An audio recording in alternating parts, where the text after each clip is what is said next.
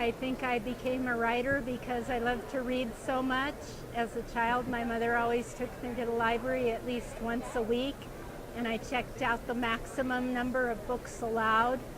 By the time I had finished reading every single book in the children's section of the library, I had to sneak into the adult section to find things I hadn't read. And I actually got kicked out of the adult section a few times, but it was innocent. I was just going for the travel books. I just fell in love with the travel section in the adult part of the library. And so then I started reading all these travel memoirs and adventures and books about different places. So it opened me up to wanting to explore the world. My favorite books as a child were the Black Stallion books, which were also adventurous, and then Island of the Blue Dolphins as a young adult. As a writer, I use libraries constantly, and I especially use interlibrary loan, which has been so important to me because many of the obscure historical references, and in particular diaries and memoirs from long ago, have not yet been digitized, so those simply aren't available online yet. And I do have to actually try to borrow antique, old paperback, hardback books that might come to me from a university collection or even from the Library of Congress. So I just can't imagine living without libraries. They've been a great pleasure in my life. As a writer, my favorite librarian has been Angelica Carpenter, Curator Emeritus of the Arnie Nixon Center for the Study of Children's Literature at the Henry Madden Library at Fresno State University in California.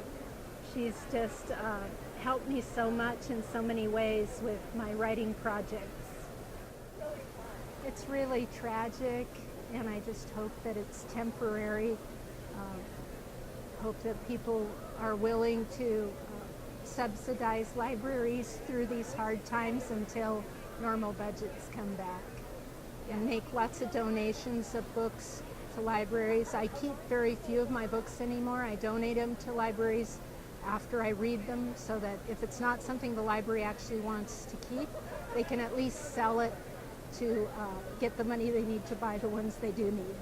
That's a really difficult subject because there's some books that just horrify me, and yet I know that if I were to try to ban them, somebody else would want to ban one of mine. And so I think that in order to enjoy freedom, you have to be willing to grant it as well as receiving it.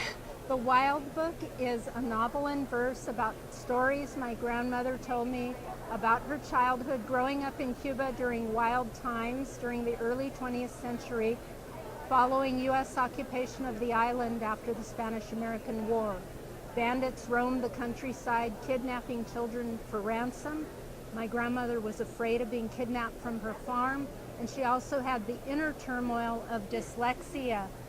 So I've written a novel in verse with very friendly, uncrowded pages that hopefully will appeal to reluctant readers as well as those who love poetry. And it's true stories that my grandmother told me about her childhood. So it was my most personal novel in verse. The others have been more historical topics.